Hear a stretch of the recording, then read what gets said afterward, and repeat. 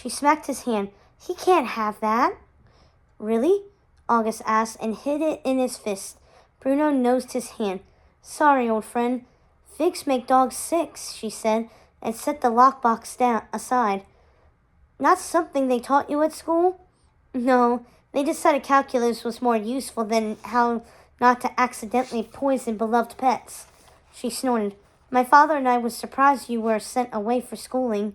We thought your father would want to keep you close. The world dropped out from under him. He did, said August slowly.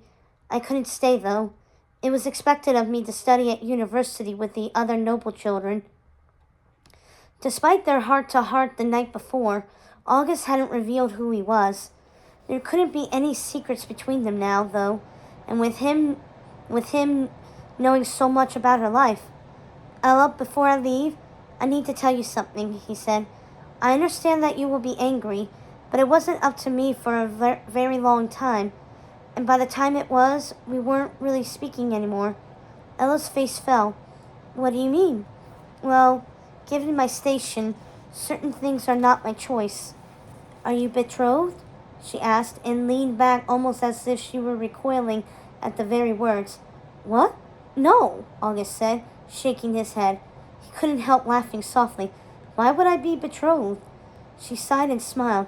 Oh, well, then I promise I don't mind whatever it is. August ducked, sure that his blush would show even in the dark. She didn't want him to be bothered.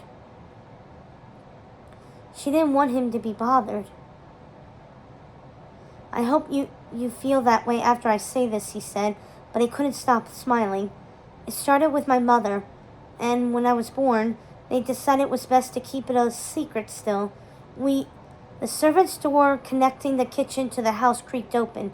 August nearly missed such a soft sound, but Ella startled. She spun, tense as a string about to snap.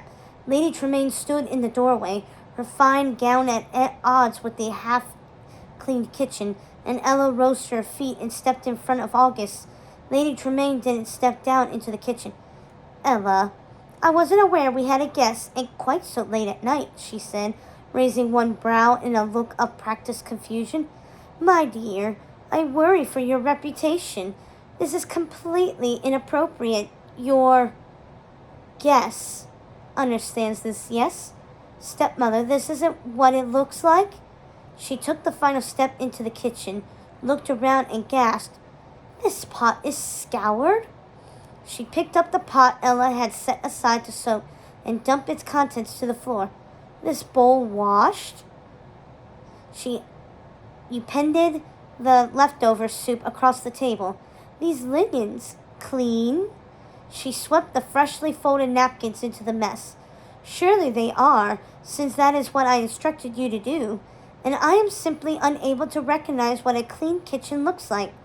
She stopped before August and let her gaze slide over him as if he weren't even there. And there is not a strange boy in my kitchen at this tasteless hour? How dare... August started, but Ella shot him a pleading look. Lady Tremaine glanced at him, hellbore eyes little more than slits, and her nostrils flared. You are obviously either not working hard enough or lacking enough work to keep busy if you have time to loiter. So let me remedy that for you, said Lady Tremaine. I want this kitchen spotless by the morning. I want tea and breakfast delivered on time and not a moment later. I want laundry done on time for once, and I want the house fit for actual guests. Yes, stepmother, Ella said, subdued. If I see a single speck of dust or you're a moment late tomorrow, you'll sleep down here until the new year. Not only tonight. Lady Tremaine swept over the mess she had created and paused in the doorway. And you, boy, won't darken my doorstep again, or I'll have the guards drag you from Fresnay. The door slammed shut behind Lady Tremaine with a clunk. In the quiet, with Lady Tremaine's footsteps fading and the soup dripping down the table legs, August watched Ella swallow, straighten, and brace herself.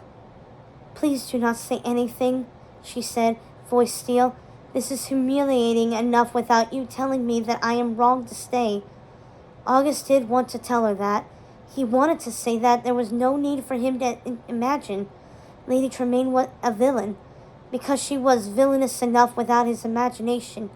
He wanted to say that there was no need for Ella to prostrate herself at the altars of familial obligation and love, because she loved her family far more than they deserved and had single-handedly kept them from destitution by working herself to death. He wanted to say that this wasn't humiliating for her, because it was her stepmother who was an unbelievable embarrassment. The woman hid barbs and insults behind fake concern. Ella loved her family and had gotten nothing but scorn in return. Lady Tremaine would speak in backhanded compliments all she wanted, but it was clear now what she was doing. She's the one who should be embarrassed, he said softly. Wasted perfectly good soup. Ella laughed, and he knew it was forced, but she shrugged.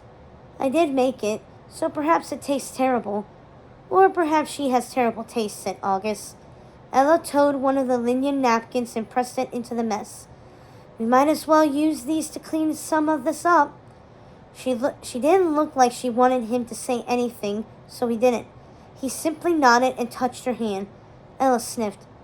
They set to cleaning up the kitchen in silence. August worried that Lady Tremaine would have him escorted from the estate, but Ella assured him there was no one who could do that. It would be fine so long as he was gone by morning, and Ella slowly lost the stiffness that Lady Tremaine's scorn had caused in her. The kitchen was shining, as much as stone and brick could shine, at least. By the time they were done, and Ella collapsed on the kitchen steps, August sat down next to her. Will she really make you sleep down here? He asked. Ella's gaze darted to the large fire smoldering behind them. She's all talk. Ella, I know I said I wouldn't say it, but she can't lock you out of where you live. Charmant has rules. Even if you were a scullery maid, she's not allowed to, he said, furious at the very idea. I'm not her maid. Those rules don't apply. She sighed and shifted, a nervousness he hadn't ever seen in her emerging. You said I could get a job anywhere, but I do all of their clothes, you know, and they're not good enough for them. I don't think I could impress royals and courtiers. You've impressed 2 courtiers over the span of 4 days, said August. You have created some of the most beautiful things I've ever seen. The ribbon embroidery you've done would delight any number of people. And of course they will not tell you that. They know that you could get a better job and family elsewhere so easily.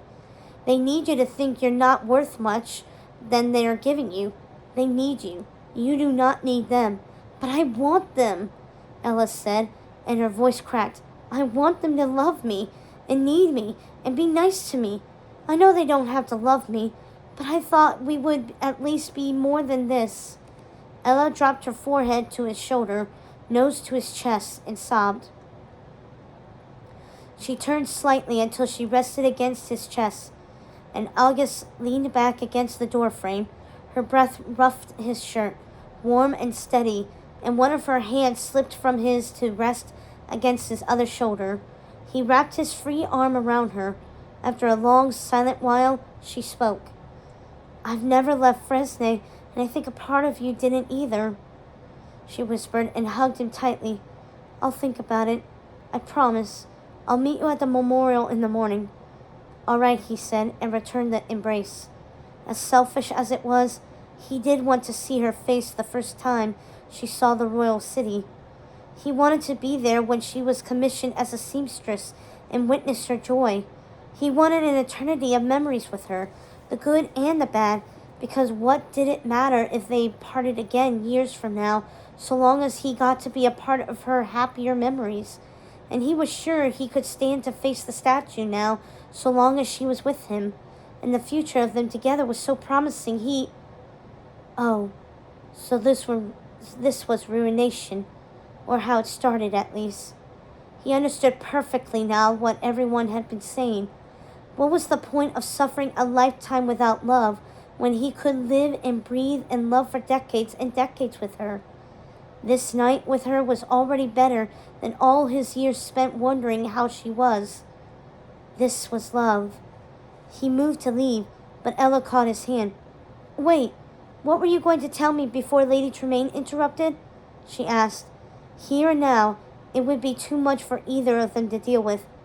It can wait, he said, and squeezed her hand. I'll see you in the morning, and no matter what you decide, you will always have a home with me.